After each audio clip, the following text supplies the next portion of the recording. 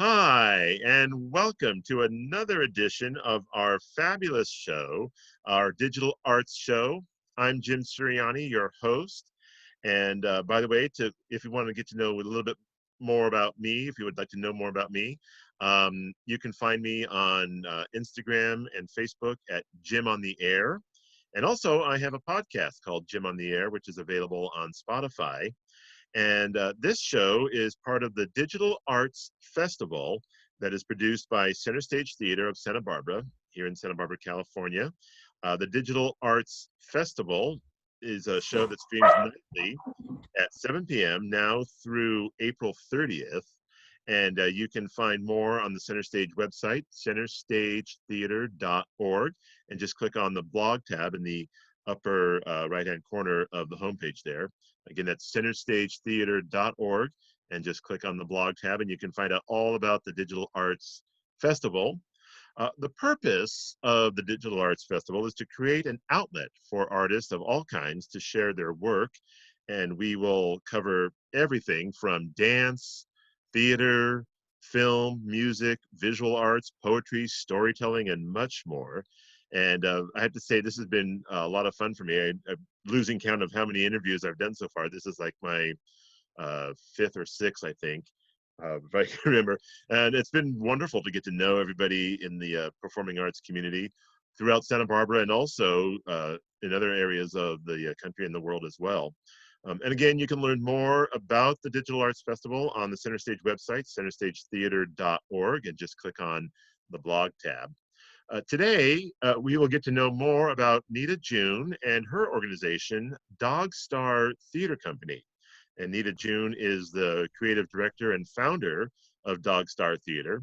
Nita established DogStar Theater Company in 2016 here in Santa Barbara with a background in acting, design, music, and directing. Nita feels fortunate to be able to funnel all her passions into one art, and that art, of course, is theater. DogStar Theater Company is based on the principles of collaboration, whole-sidedness, and shared inspiration, and we'll touch on all of that in the interview today. And of course, we'll get to know more about Nita and DogStar. And so I'll just say at this point, welcome to the show, Nita. So glad that you can join us today. Thank you so much for having me. It's a pleasure to be virtually with you, Jim. Yeah, same here, virtually. Exactly. So tell us about DogStar. How did it all begin? Yeah, so my former husband and I moved to Santa Barbara here in 2014, and he and I had met in the theater, and we're still very good friends. And when we moved here, we didn't quite know how to start, to start to get involved. And as a director, I think it's always interesting to think, what do you, when you're coming, especially into a new place, like, hey, I direct, let me direct your play. How do you get involved? And so I've always been very the type of a go-getter. And so I thought, I'm just going to start my own theater company. I'm just going to do it. I had come from being in Los Angeles, teaching acting and directing down there at a couple different acting studios and at a private high school. And, it's interesting, Jim, like, when in LA, everything's so saturated, there's so many theater companies, there's so many, films going on. And I really had no desire to found a theater company when I was living in LA. And then coming up here, was very inspired to do so. This also came about right at the time when our current president was about to take his seat. And oddly enough, there was this feeling of like, well, geez, if he can do that, like, what's holding me back from who's a person who is competent and has experience in my realm of performance and theater. So in an interesting way, that kind of gave me some confidence to launch into my own endeavor and become the founder and creative director of DogStar Theater Company. Wow, that's an amazing story. That's really cool. And I think a lot of people have that dream of being able to start their own company. So I understand that when the shutdown happened recently. You had a show just about to open at Center Stage. First, tell us about Electric Baby and what that creative process was like. Yeah, so indeed, we were set to go on at Center Stage. I believe the dates, it was March 19th through the 22nd that we were supposed to go up. And I think it was that Friday, the 20th, where things were like formally shut down, and we were asked to, stay in quarantine and kind of in start. I think that was kind of the social distancing beginning. And so I had to make the decision that week before. Are we going to get an audience? Do we want to go through with this before we even loaded anything into Center Stage? Um, and I'm really glad I ended up making that decision, because I think, we would have had one performance and it would have been really disappointing. So the Right. Electric Baby, we don't have a date yet for when we will be producing it. We're, like everybody, is kind of waiting to see, what's going to be taking shape for our future. But it's a play that I came across probably about a year and a half ago. I read a lot of plays. I'm always looking for plays that I think are going to um, connect with individuals in such a way that it will spark conversation after they see the show. That's one of my main intentions in my play selections, is I really want people to um, come together more after seeing one of my productions. And so after reading this play, initially I was just, my curiosity was piqued by the title, The Electric Baby. And I read it and I was just so moved. The tagline that I've put to the play is a fairy tale for adults. Um, there's a lot of magic in this story. And I say magic not in the way of like, pulling a bunny out of a hat, but kind of more of this, like maybe like romantic magic or mystery, or almost like a fairy tale, or like it has almost like myth-like folklore elements to it. Oh, Um, and it's in the genre of magical realism, it's called. And so we're set in the here and now. Takes place in Pittsburgh, Pennsylvania, but it also draws in elements of, certainly, as I mentioned, folklore. The two main characters she talks about, she's from Romania, and it was going to be played, or is going to be played, by a wonderful actress here in town, Ivy Vahanian. This character is from Romania, and she talks a lot about her time growing up in Romania and some of these things that she learned from her grandmother, of ways of curing illnesses, ways of being with people energetically to help heal them. And she and her husband in the play, they talk about how they're never actually on stage together talking with each other. They say that they communicate through lunar cycle. And interesting. then I know, and then there's two other characters in the play as well that go in between her husband and this character. Her name is Natalia, who Ivy Vahanian plays. The other actors in the play, I'm sure a lot of our listeners will know their names. Shay Monroe is another character, or another actress in the play. George Coe and Oh, yeah. Tom Hinshaw, Vicky Finlayson, and a BFA student out at UCSB, who we're so grateful to have him, because oftentimes the USB students are so entrenched in their work that they're unable to do outside shows. His name is Cyrus Roberts. So we've got six actors, all fantastical and Wow. ready to go So whenever we do you put it on. so do you think you'll be able to keep your original cast together if and when you can do the show later down the road? Fingers crossed. Yeah, we had Yeah. talked about, before we decided to, close the production down and to postpone it, we talked about possible times to redo it. And initially we were all looking at June, and June seemed like a good solid month where everybody was going to be here and we could do it. And now that's looking pretty iffy, I still feel. Yeah. Well, I heard something about they might still extend the quarantine until June, or I I know. heard that somewhere, and I thought, oh my goodness, I don't know how we are going to be able to continue quarantining all the way through I summer. It don't know. just seems like such a tough thing. So, as you've mentioned, you were about to move into the theater, and right when all the social distancing and the shelter in place went into place. So, what was that like for you? That whole experience, the process of with you and your actors, to decide to, you know, uh, what I see as a theme with everyone's been right in the either in the middle of a run or about to start a production. And so what was that like for you? Because all of a sudden you have to put the brakes on. Yeah, yeah. Well, it's really interesting. Coming up that week before I started, or I decided to pause us, um, there was just such tension in the rehearsal space. And it was more than, the usual anxiety and nervousness that comes, post load in to for a show. And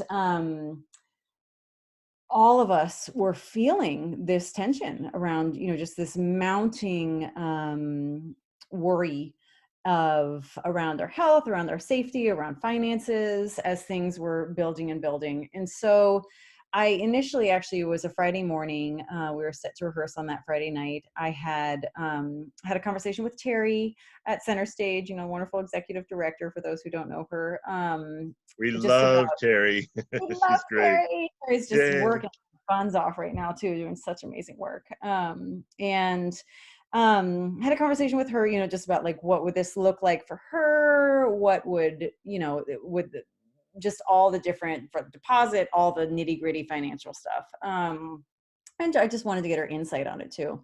And so there was certainly within the cast prior to that evening, certainly excitement in looking forward to putting this show on. And initially I put this text out to them prior to that evening saying, hey guys, tonight we really I want to talk and have a conversation about whether we're going to do this. And as I went throughout the day, I made the decision, like, we're actually not going to talk about it. We have Yeah. down, just for everybody's health and for, budget, and just for really wanting, you do all this work, you want to share it with as many people as you can. And so that was the other thought, like, do we do it for 10 people? Do we just keep Right. doing it? Do it for 10 people who are sitting 6 feet away from each other? No. So when I shared that with my cast, there was this, I think some of them actually literally sighed in relief, but the tension in the room just dropped, and it was clearly the right decision. Even though all of Wow. us were saddened to, have put weeks of work in, um, we went around and we all just each spoke to, this decision and insights and feelings on it, and everybody was in full agreement of that this was the right choice to do this.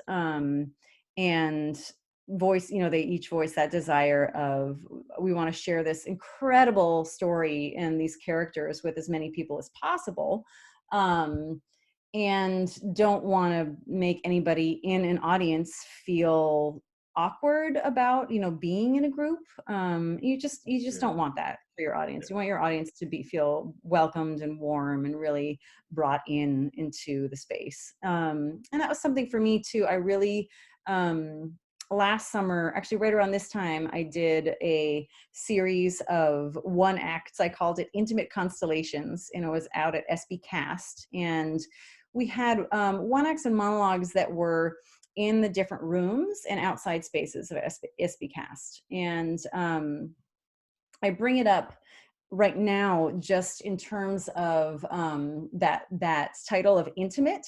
I really like my productions to have an intimacy to them.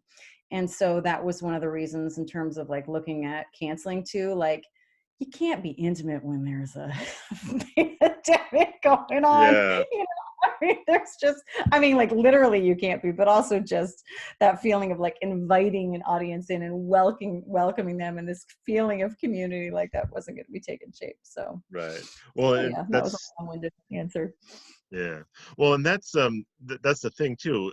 Like you're saying, you want the audience to be comfortable, and how do actors perform, and how does the audience view it? If there's this overwhelming tension of, is somebody going to give me the virus? Am I going to get sick? Are we going to be okay? And Right. you can't fully immerse yourself into the production, whether you're the performer on stage or the audience. You need to have a setting that is appropriate. And so with that, you had mentioned June, but where are you now with the production? Do you hope to go forward at some point? If you can't do June, are there other dates that you're looking at? What? Yeah. Yeah. It looks like if we can't do June and I want to keep my cast, I might have to wait until October or November. Fortunately, actually, I'm already booked at center stage in November, so I could keep that and just put Just plug this in. till then.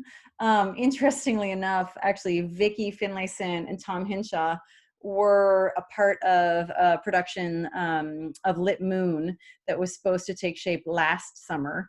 And Vicky's son was in a pretty bad motorcycle accident, and so they had to postpone that show. So that's the show that she and Tom are going to be doing if they are able to this summer. So they were both saying, this is 2 shows in a row that they've been in that have had to be postponed. So Oh, wow. it may be November, I'm not sure. Yeah. And But at I least if think, you want to keep the current production, the current cast, you'd have to probably wait until November to bring it up. And then, yeah, wow. And then, yeah. if you can't do November, I would hate to see you have to like recast or have to replace somebody if Mhm. they aren't available. But is that an option as well? Or It could be, yeah. Although I feel like I get so attached to my cast and my ensemble, and they were all very, very attached to each other too. So I think there would be sure, some and you want definite to keep that. Yeah, you want to heartbreak. keep that same group. Yeah, Yeah, so we'll see. I think I had some former students ask me about, interning and doing stuff with me this summer, being a theater intern, and I just had to say, I would love to work with you. I just have no idea. Like it's as we're all finding, it's really hard to plan anything right now. it is Um, until the quarantine's lifted. You really can't. Yeah, you can't go forward.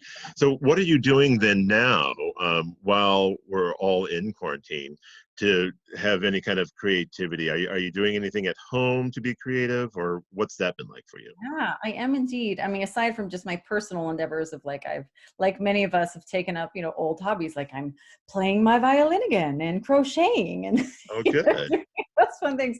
But recently, actually, right before the quarantine, it's so weird still to even call it that, the quarantine. I Um, know, and it right? feels like we're in like you know, during the plague, the Black Plague or something. I know, and Really weird. but prior to that, I had set up what was going to be a monthly um, theater, anyone involved in theater social hour, just because I've been really wanting to bring the Santa Barbara theater community together more and more. There's so many people doing amazing work, and this is one of the pieces with this digital arts festival too, which you're part of that, bringing people together. That I met this woman at this theater social, and her name is Sarah Rademacher, and she and I just totally hit it off. And then we were going to talk about doing something. We didn't know what, over a coffee. And then we were quarantined. And so we ended up having like a 2-hour long FaceTime meeting, out of which we came up with a new project, a new endeavor that we're calling the Outlet Project. Oh, yeah. People can check it out. It's called the website it's no www. It's just theoutletproject.art. You can have a .art. Who knew? Which is kind of fun. Oh, okay, yeah. Yeah. So the One, Outlet one more time Project. for those like me who Yeah. are writing it down. What's the website again? Great. It's theoutletproject.art. art.